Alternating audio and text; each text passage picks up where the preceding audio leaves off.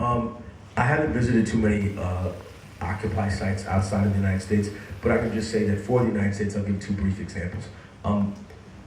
When I first got there, people didn't really understand where the direction the movement was going. It's just that they had no idea what the long-term ramifications of a confrontation with the establishment would lead to.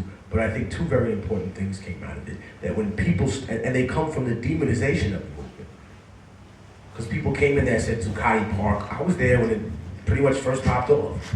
And people were coming down and saying, oh, look at all these homeless people. That's all the Occupy is. Oh, homeless people. You mean like those people who might have lost their homes because a bank knew that they were living way beyond their means and gave them a predatory loan in order to try and own their possessions? You mean homeless people like that? When you guys got to bail out and nobody else got to bail out, every financial institution, and that's always been the failure of American capitalism, investing in institutions instead of people. Everyone gets a bailout except the actual individuals who are now living in the street, and no wonder there's a high unemployment rate because people are so desperate to do anything that they're working off the books, so they're making money that's not a taxable income. You fucked yourself by screwing those people over. How about that?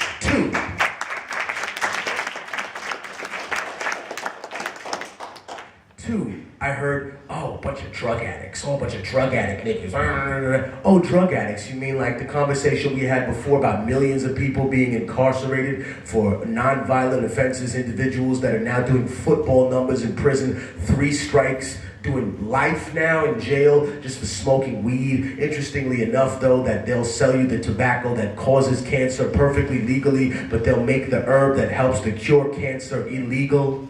Yeah.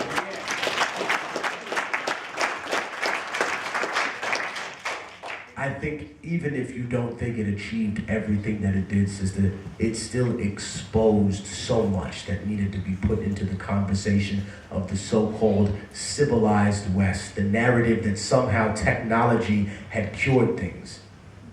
Congratulations, we built an iPhone 5. You managed to build a rocket, you know, you lit a fire under somebody's ass and you sent them to the moon. But it's still a living testament to the greatest embarrassment in the world. That you built all these technologically superior things, but you can't cure greed, you can't cure racism, you know, jealousy. You can't even cure the fucking common cold. So I think that we need to occupy until that happens, in some way, shape, or form. And it doesn't always have to be physical. It could be mental.